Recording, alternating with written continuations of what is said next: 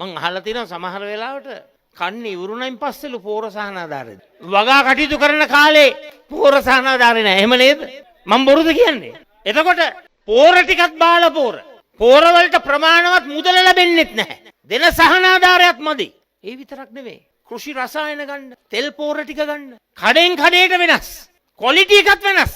කිසිම නියාමනයක් නැහැ. ගොවි උපකරණවල මිල අහස උසට ගිහිල්ලා. දැන් ගොවියා දෙවියා කියපු මේ ආණ්ඩුව ගොවි උපකරණ වලට වැට් එක ගහනවා. තමන්ගේ අස්වැන්නට සාධාරණ ස්ථාවර නිශ්චිත මිලක් ලැබෙන්නේ නැහැ. මේ රැස්වීම් භූමියට එන අවස්ථාවේ මම නිකන් අහගෙන ආවා කොහොමද වී මිල කියලා. තෙත යනවලු 80ට 85ට. වේලිච්ච වී යනවලු 95ට 100ට. හැබැයි ලාල්කාන්ත කෘෂිකර්ම ඇමතිවරයා පාර්ලිමේන්තුවේ කියනවා වී කිලෝවක් නිෂ්පාදනය කරන්නට රුපියල් 137ක් වැය වෙනවයි කියලා.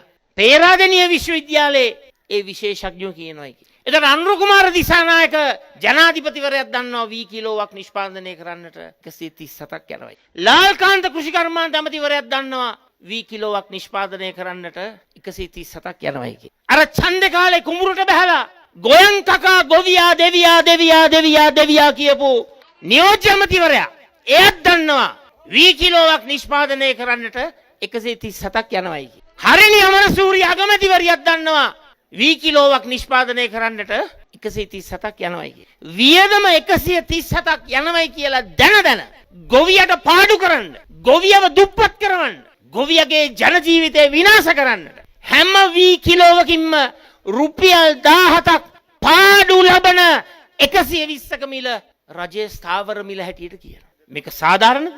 ඒක සාධාරණද? වියදම 137යි කියලා ඇමතිවරයාම කියනවා. ඒක ජනාධිපතිත් දන්නවා. අගමැතිත් දන්නවා. මුළු කැබිනට්ටුවම දන්නවා. පාර්ලිමේන්තුවේ ඉන්න 159ම දන්නවා. වියදම 137යි. හැබැයි ස්ථාවර මිල 120. මොකද්ද ගොවියට දෙන පණිවිඩය?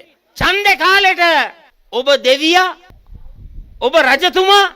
හැබැයි ඡන්දෙන් පස්සේ හැම කිලෝවකටම රුපියල් 17 ගානේ පාඩු ලබාගෙන ඔබ ඒව අලී කරන්නට ඕන.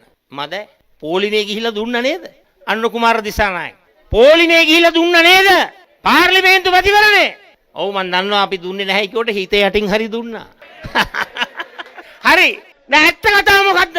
මෙතන අපි කියමු දුන්නේ නැහැයි කියලා මෙතන ඉන්න අය. ඒ වුණාට දසලක්ෂ සංඛ්‍යාත ගොවි ජනතාව දුන්නනේ.